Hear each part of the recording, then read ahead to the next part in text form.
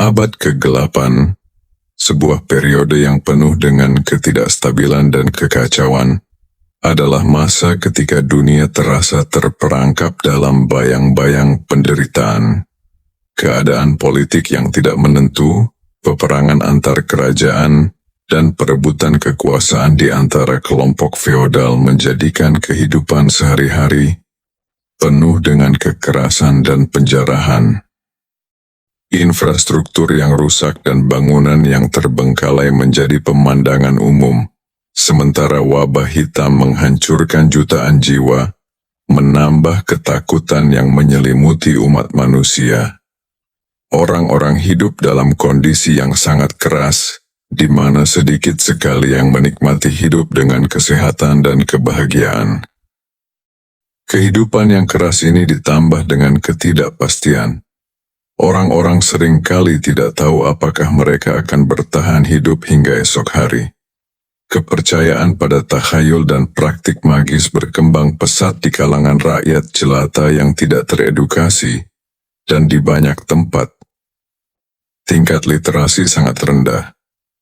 Para petani, pengrajin, dan buruh yang menjadi mayoritas harus bekerja keras untuk bertahan hidup, dengan harapan hidup mereka tidak akan terlalu lama, seringkali tidak lebih dari 30 tahun. Namun meskipun kenyataan gelap ini, abad kegelapan tidak hanya terhenti sebagai kisah kelam yang terlupakan.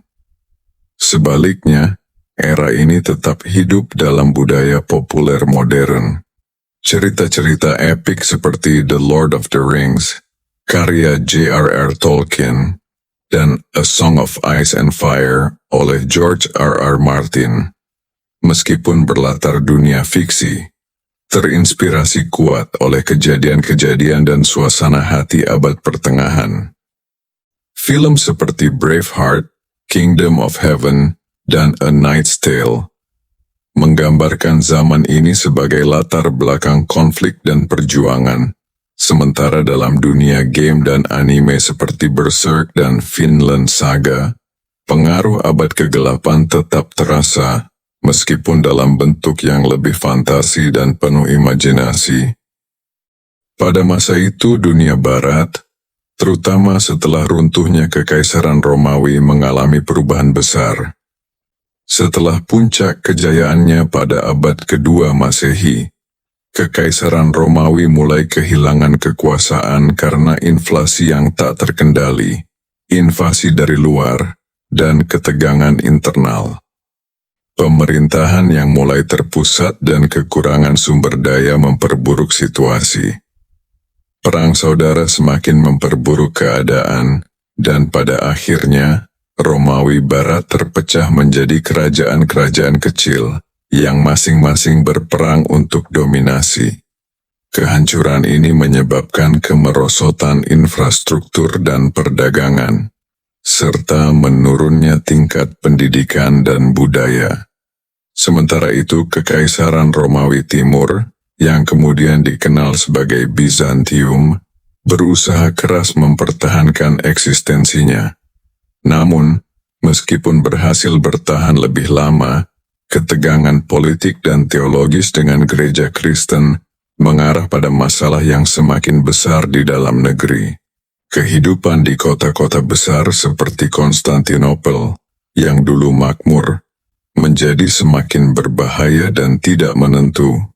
Selain konflik internal, bencana alam juga memainkan peran besar dalam memperburuk keadaan. Pada abad ke-6 fenomena alam yang luar biasa terjadi. Selama hampir 2 tahun matahari tampak gelap, hanya memancarkan cahaya yang sangat lemah. Letusan gunung berapi besar di Islandia mengirimkan abu vulkanik ke atmosfer, menghalangi sinar matahari, dan menyebabkan penurunan suhu global. Hasilnya, musim gagal panen melanda hampir seluruh dunia, menyebabkan kelaparan yang meluas. Di beberapa tempat, terutama di Irlandia, kelaparan tersebut bahkan dikenal dengan sebutan kegagalan roti. Wabah penyakit menyebar dengan cepat. menyerang tubuh-tubuh yang sudah lemah akibat kekurangan gizi.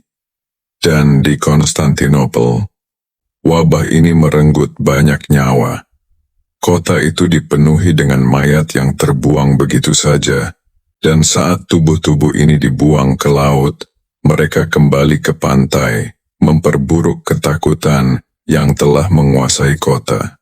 Sungguh, keadaan ini menjadi mimpi buruk yang tak terelakkan bagi mereka yang hidup di dalamnya. Abad kegelapan yang ditandai oleh kemerosotan politik, sosial, dan ekonomi, ditambah dengan bencana alam yang mengguncang bumi, memang membawa Eropa Barat ke dalam kegelapan yang panjang. Namun, pada akhirnya, zaman ini juga menjadi titik awal dari perubahan besar dalam sejarah Eropa. Seperti halnya dalam banyak kisah sejarah, ketika satu era berakhir dalam kehancuran dan kegelapan, era baru yang lebih cerah akan muncul. Meskipun seringkali dengan cara yang tidak terduga, dunia, meskipun terluka dan terlantar, tetap berputar, dan dari kehancuran itu lahir potensi untuk bangkit kembali. Abad kegelapan memang gelap, namun tidak tanpa harapan. Namun meskipun dunia tampak terperangkap dalam kegelapan yang hampir tak terhindarkan, ada benih-benih perubahan yang mulai tumbuh di tengah kehancuran itu. Pada abad ke-7 dan ke-8, meskipun banyak kota-kota besar yang mulai runtuh, beberapa wilayah di Eropa mulai menunjukkan tanda-tanda kebangkitan, terutama dengan munculnya kerajaan-kerajaan baru. Di wilayah yang kini dikenal sebagai Prancis dan Inggris, kerajaan-kerajaan kecil mulai bersatu, dan meskipun masih diliputi ketidakpastian, mereka perlahan membangun kembali struktur sosial dan politik yang lebih terorganisir. Sementara itu, di Timur Tengah, peradaban Islam berkembang pesat, membawa pengetahuan, sains, dan teknologi yang sangat maju pada waktu itu, yang akan berdampak besar pada dunia barat dalam beberapa abad berikutnya.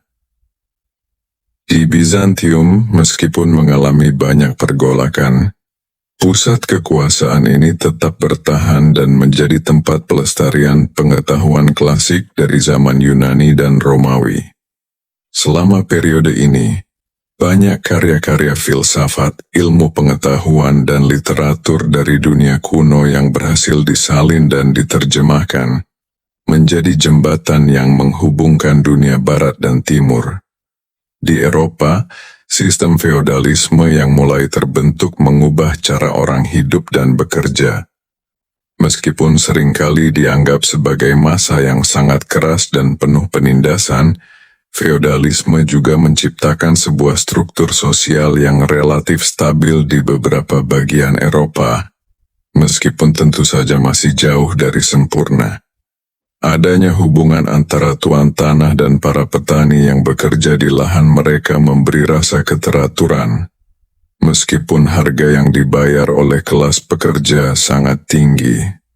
Sementara itu, dalam dunia Kristen, Gereja Katolik memainkan peran yang sangat penting dalam menjaga sedikit pengetahuan dan budaya yang masih ada.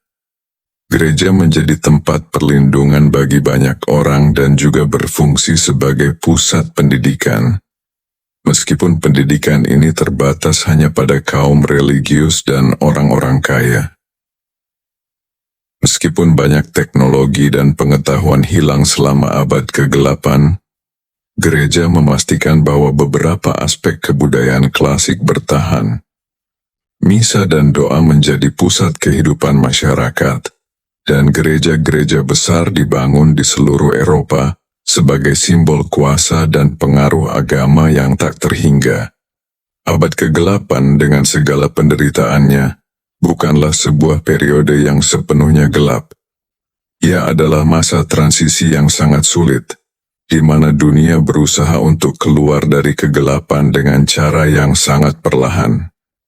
Meskipun banyak yang terlupakan, banyak juga yang bertahan. Sistem-sistem sosial, ekonomi, dan politik yang muncul dari masa ini akan membentuk dasar bagi perubahan yang lebih besar di masa depan.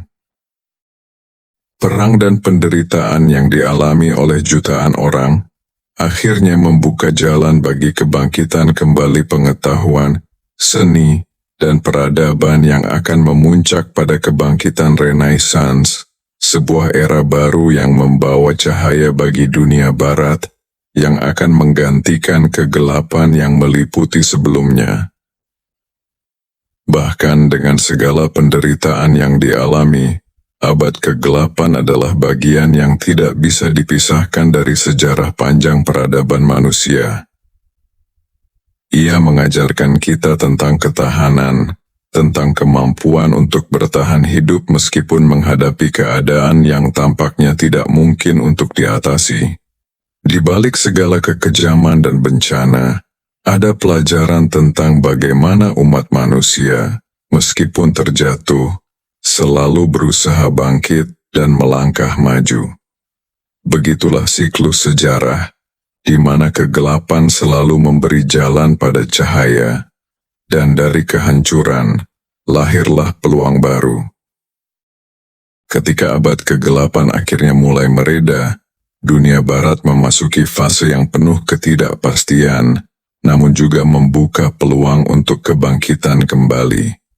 Meskipun kegelapan masih memengaruhi kehidupan sehari-hari, tanda-tanda perubahan perlahan mulai terlihat di berbagai belahan Eropa.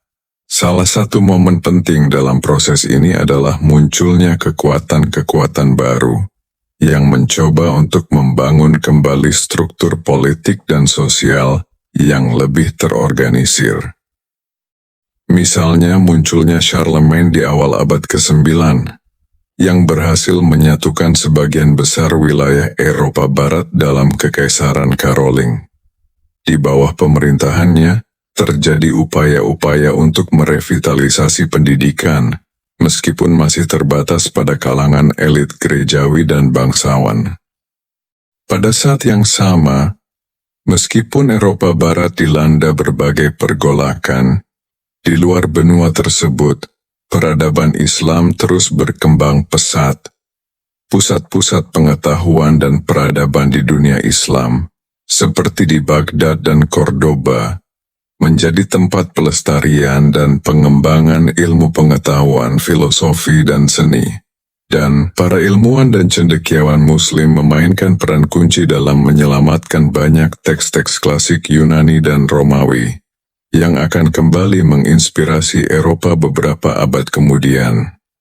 Penemuan-penemuan dalam bidang matematika, astronomi, kedokteran, dan kimia yang muncul dari dunia Islam memberikan fondasi bagi kebangkitan intelektual yang akan terjadi di Eropa pada masa Renaissance. Kembali ke Eropa, meskipun sistem feodal memegang kendali, ada perubahan signifikan dalam cara orang hidup dan bekerja. Dalam beberapa dekade berikutnya, terutama pada abad ke-11 dan ke-12, terjadi peningkatan dalam perdagangan dan urbanisasi. Kota-kota mulai berkembang kembali, dan dengan itu, munculnya kelas menengah yang lebih kuat. Masyarakat Eropa mulai merasakan peningkatan dalam kualitas hidup, meskipun masih banyak wilayah yang dilanda perang dan kekurangan. Namun perdagangan yang lebih aktif antara Eropa, Timur Tengah, dan Asia, yang dikenal sebagai perdagangan jalur sutra, memungkinkan pertukaran barang, pengetahuan, dan budaya yang membawa perubahan dalam dunia barat. Gereja Katolik juga mulai memainkan peran yang berbeda. Meskipun masih menjadi kekuatan dominan dalam kehidupan politik dan sosial, gereja perlahan-lahan menyaksikan munculnya tantangan terhadap otoritasnya, yang pada akhirnya akan memicu reformasi pada abad ke-16.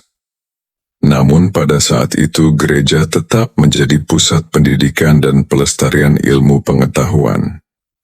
Meskipun banyak warisan intelektual Romawi dan Yunani telah hilang selama masa abad ke-8, beberapa karya penting tetap dipelihara dan ditransmisikan melalui biara-biara dan sekolah-sekolah yang didirikan oleh gereja. Salah satu peristiwa penting yang akan mengarah pada perubahan lebih besar adalah Perang Salib yang dimulai pada akhir abad ke-11. Perang Salib, yang merupakan rangkaian perang agama antara dunia Kristen dan Muslim, bukan hanya tentang merebut tanah suci, tetapi juga tentang bertemunya dua dunia yang sangat berbeda, Eropa Kristen dan dunia Islam. Dalam konflik ini, Eropa mulai berhubungan lebih intens dengan dunia Timur, mengadopsi banyak pengetahuan dan teknologi dari peradaban Islam, termasuk dalam bidang kedokteran, matematika, dan astronomi. Hal ini pada gilirannya memberikan dasar bagi kebangkitan intelektual Eropa pada Renaissance. Pada abad ke-12 dan ke-13, universitas-universitas pertama mulai didirikan di Eropa. Dan dengan itu, muncul kembali minat dalam ilmu pengetahuan dan filsafat yang hampir terlupakan selama abad ke-8. Intelektual dan pemikir seperti Thomas Aquinas berusaha menggabungkan ajaran-ajaran Kristen dengan pemikiran-pemikiran filsafat Yunani kuno, yang menciptakan gelombang pemikiran baru yang akan membentuk dasar bagi Renaissance. Kehidupan sosial dan politik di Eropa pun perlahan mulai berubah, meskipun banyak tantangan masih ada. Perang, kelaparan, dan wabah masih menghantui. Abad ke-8 mungkin telah meninggalkan bekas luka yang dalam dalam sejarah Eropa, tetapi seiring berjalannya waktu, dunia barat mulai bangkit kembali. Seiring dengan berakhirnya masa-masa kelam itu, terbitlah harapan baru. 16 Eropa akan memasuki era yang jauh lebih terang, Renaissance, di mana pengetahuan, seni, dan penemuan baru akan berkembang pesat. Namun perjalanan menuju kebangkitan ini tidak datang dengan mudah. Untuk setiap langkah maju yang diambil, ada banyak tantangan yang harus dihadapi. Namun, seperti yang selalu terjadi dalam sejarah umat manusia, setiap zaman yang penuh dengan kegelapan akan selalu melahirkan peluang baru untuk kemajuan. Abad ke-8, meskipun dipenuhi dengan penderitaan dan kehancuran, akhirnya mempersiapkan dunia untuk kebangkitan yang lebih besar. Tanpa masa-masa sulit tersebut, mungkin dunia tidak akan pernah bisa mengalami kemajuan besar yang akan muncul pada Renaissance dan seterusnya. Sebuah pelajaran penting yang dapat kita ambil adalah bahwa, meskipun masa depan tampak suram dan penuh ketidakpastian, selalu ada harapan untuk masa depan yang lebih baik. Di balik setiap kesulitan dan penderitaan, ada kesempatan untuk memperbaiki diri dan berkembang lebih jauh. Inilah yang menjadi inti dari perjalanan panjang peradaban manusia, untuk terus bertahan, belajar dari masa lalu, dan melangkah maju menuju masa depan yang lebih cerah. Pada abad ke-6, dunia barat berada di ujung jurang kehancuran. Setelah runtuhnya Kekaisaran Romawi Barat, Eropa terpecah belah dalam peperangan kecil dan kekacauan sosial. Kerajaan-kerajaan yang muncul dari puing-puing Romawi berlomba-lomba untuk menguasai wilayah yang semakin terisolasi. Sementara di luar, ancaman dari suku-suku barbar terus menerjang. Namun kegelapan yang lebih mendalam tiba ketika gunung berapi besar meletus di Islandia, menyebarkan abu yang menutupi langit dan menghalangi cahaya matahari selama berbulan-bulan. Dunia yang sebelumnya sudah dilanda kelaparan dan penyakit, kini terperangkap dalam kegelapan yang lebih pekat. Tanaman gagal tumbuh, musim gagal panen, dan suara jeritan kelaparan terdengar di setiap sudut Eropa. Di Konstantinopel, kota besar yang menjadi benteng terakhir peradaban Romawi, Wabah penyakit mulai merajalela. Kota yang dulu megah kini dipenuhi dengan mayat yang tergeletak di jalan-jalan. Orang-orang yang masih hidup, dengan wajah penuh ketakutan, berlarian mencoba menyelamatkan diri. Laporan dari para saksi mata menceritakan bagaimana mayat-mayat yang dibuang ke laut kembali terdampar di pantai, seolah bumi sendiri menuntut balas. Dalam kekacauan ini, Kekaisaran Bizantium yang dulu kuat mulai terancam. Tentara yang tersisa, kelelahan dan kelaparan, berusaha mempertahankan tembok-tembok kota, tetapi mereka hanya sedikit lebih banyak dari para penyusup yang datang, menyerbu dan menjarah segala yang ada. Ketegangan antara Bizantium dan Persia semakin memuncak, dan tak ada yang tahu seberapa lama kota ini dapat bertahan. Sementara itu, di wilayah Eropa Barat, kehidupan masyarakat semakin mengerikan. Feodalisme yang berkembang membawa sistem yang penuh penindasan. Dengan tuan tanah yang semakin kejam dan rakyat jelata yang terperangkap dalam siklus penderitaan. Namun, meskipun dunia terperangkap dalam kegelapan, ada sebuah kelompok yang mulai bangkit, bukan untuk mencari perlindungan, tetapi untuk menyerang. Sekelompok prajurit dari suku-suku yang dulu tak dikenal, seperti Goth dan Vandal, mulai merambah ke wilayah yang lebih dalam ke Eropa, membunuh, menjarah dan menghancurkan segala yang mereka temui. Para pemimpin kecil yang berebut kekuasaan, semakin tak berdaya menghadapi gelombang serangan yang datang silih berganti. Kota-kota yang dulunya makmur, kini runtuh menjadi puing-puing. Kekuasaan Romawi yang dulu tangguh, kini menjadi legenda, hanya menjadi cerita yang dibicarakan di meja-meja taverna. Namun di tengah kegelapan itu sebuah perubahan besar mulai terjadi. Seiring dengan runtuhnya kekaisaran-kekaisaran kecil ini, muncul sebuah nama yang mulai dikenal di seluruh Eropa, Charlemagne. Dari wilayah yang kini dikenal sebagai Prancis, ia memulai ambisi untuk menyatukan kembali Eropa Barat. Dengan pasukan yang terlatih dan visi yang mengarah pada pemulihan kejayaan masa lalu, Charlemagne menaklukkan kerajaan-kerajaan kecil satu demi satu. Namun, langkah-langkah besar yang diambilnya juga membawa konflik yang lebih besar. Setiap kemenangan membuka pintu bagi lebih banyak musuh yang datang, dan setiap keputusan yang diambilnya memicu perselisihan baru, baik di dalam kerajaannya sendiri maupun dengan gereja yang memiliki pengaruh besar pada saat itu. Sementara itu, dunia Timur Tengah yang dulunya sangat terpisah dari Eropa, kini mulai berinteraksi lebih banyak dengan dunia Barat. Setelah serangkaian perang salib, tentara Eropa bertemu dengan pasukan Islam di Tanah Suci. Perang ini tidak hanya tentang agama, tetapi juga tentang pengetahuan dan kekuatan. Di balik pedang yang bersenjatakan simbol-simbol agama, pasukan-pasukan ini juga membawa pengetahuan yang jauh lebih maju.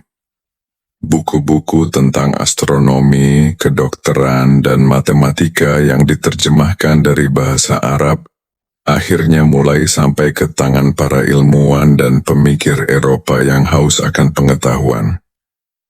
Namun pengetahuan itu datang dengan harga yang sangat mahal, perang yang tak kunjung usai, kelaparan yang melanda setiap wilayah yang dilalui, dan korban jiwa yang terus berjatuhan di sepanjang perjalanan. Pada saat yang sama, Eropa semakin tercekik oleh bencana alam yang datang tanpa ampun. Setelah letusan gunung berapi yang gelapkan langit, muncul hujan yang tak kunjung berhenti, memicu banjir besar yang menghancurkan ladang dan menggenangi kota-kota. Cuaca ekstrem yang mengganggu irigasi pertanian merusak sistem yang telah dibangun selama berabad-abad. Seluruh Eropa Barat terperangkap dalam siklus kehancuran yang tidak ada habisnya. Penyakit menyebar lebih cepat dari sebelumnya, sementara kota-kota besar mulai merasakan dampak dari ketidakmampuan mereka untuk melawan kelaparan dan wabah. Pada saat yang sama, Eropa semakin tercekik oleh bencana alam yang datang tanpa ampun. Setelah letusan gunung berapi yang gelapkan langit, muncul hujan yang tak kunjung berhenti, memicu banjir besar yang menghancurkan ladang dan menggenangi kota-kota. Cuaca ekstrem yang mengganggu irigasi pertanian merusak sistem yang telah dibangun selama berabad-abad. Seluruh Eropa Barat terperangkap dalam siklus kehancuran yang tidak ada habisnya. Penyakit menyebar lebih cepat dari sebelumnya, sementara kota-kota besar mulai merasakan dampak dari ketidakmampuan mereka untuk melawan kelaparan dan wabah. Pada tahun-tahun berikutnya, dunia terasa seperti berada di ujung kehancuran total.